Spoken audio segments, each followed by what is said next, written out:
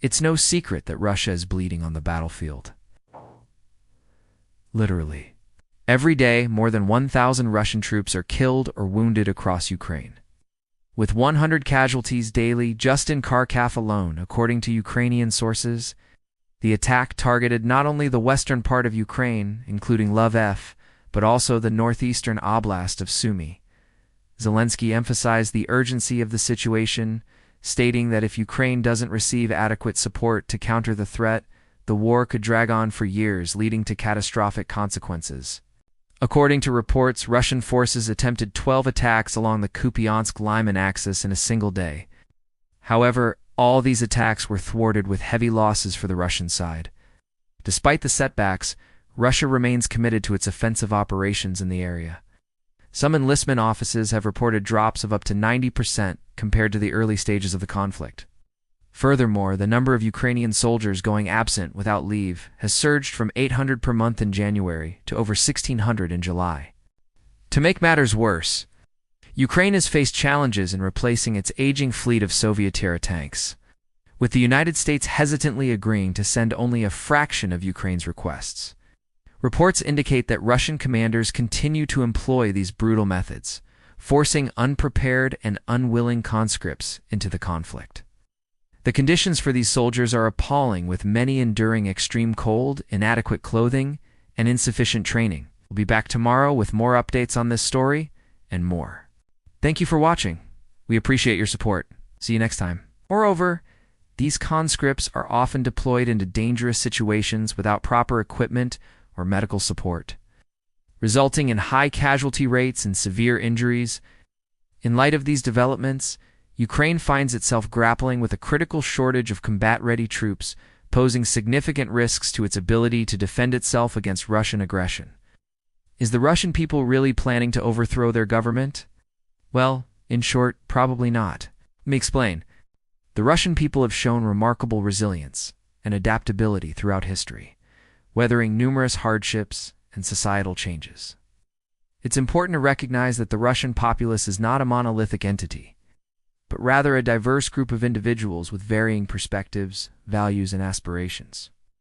While there may be a segment of the population that shares your opposition to the war and desires regime change, it's crucial to avoid generalizations and respect the complexities of their experiences. It's possible that a significant portion of the Russian population may not endorse Putin's actions, but due to factors such as patriotism, fear of reprisal, or limited access to information, they may not actively participate in movements against the government. Similarly, there may be Russians who support the war effort and see Putin as a strong leader, albeit for different reasons. Understanding the diverse viewpoints and motivations of the Russian people is essential when discussing such sensitive topics. It allows for more nuanced and respectful conversations that take into account the complexities of their situation and the various factors that shape their perspectives. Open and empathetic dialogue can foster greater understanding and empathy between nations. Even when there are significant differences in values, beliefs, and political systems. This trend has prompted calls for Ukraine to implement a mandatory draft to ensure a steady flow of troops. However, such a move remains politically sensitive, given Ukraine's efforts to preserve social stability during the war. In a notable engagement, a Russian tank crew shamelessly abandoned their vehicle after it sustained damage, leaving it stranded on a road near Dvorkna. The crew's desperate escape highlights the intensity of the ongoing battles in the region.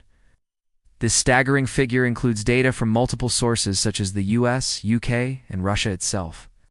As the fighting intensifies, the toll on both sides continues to rise. Ukraine acknowledges that every day between 500 and 1,000 of its soldiers are being wounded, while Russia's casualty figures remain substantial, although not officially disclosed.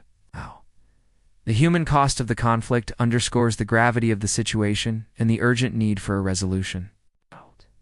While Ukraine has demonstrated resilience in intercepting these drones, the sheer volume of attacks poses a daunting challenge.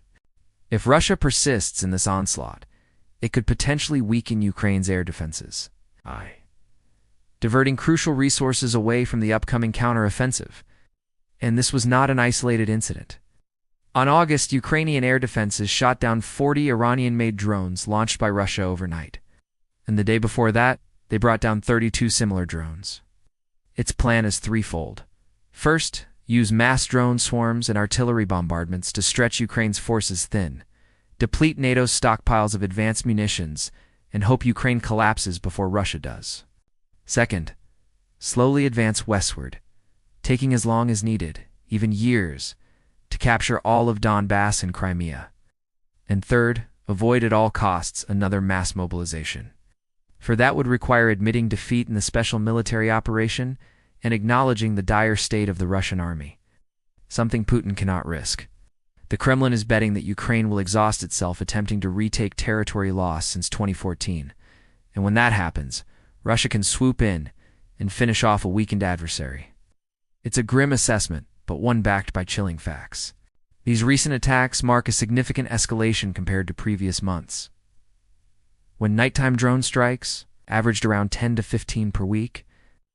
This surge in attacks is part of Russia's evolving strategy to drain Ukraine's resources and overwhelm its air defenses.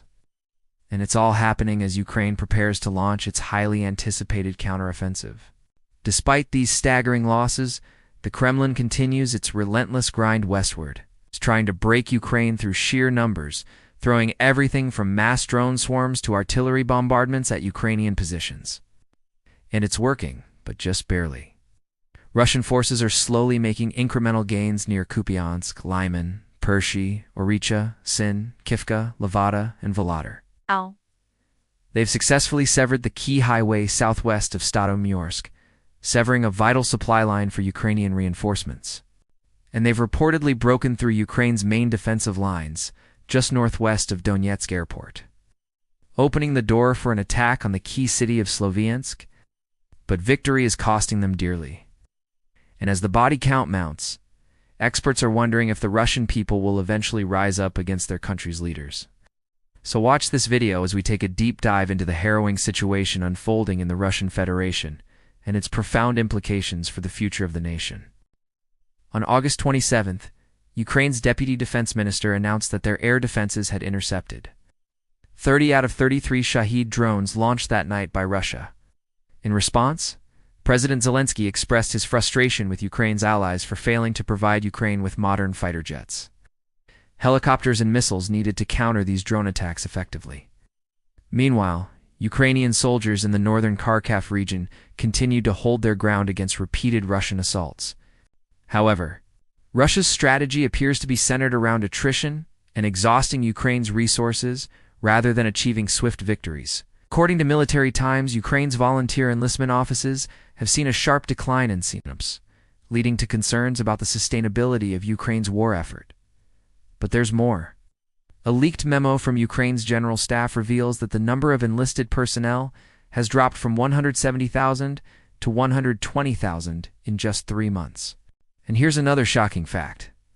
Since the commencement of Russia's invasion in February 2022, an estimated 100,000 Russian soldiers have either been killed or wounded. And here's the kicker. Despite its global condemnation and portrayal as a relic of the past, Russia's infamous Bissification tactics remain prevalent in the war. So with all this said, let's answer the question posed at the beginning of this video. With that, we've come to the end of today's War Scope.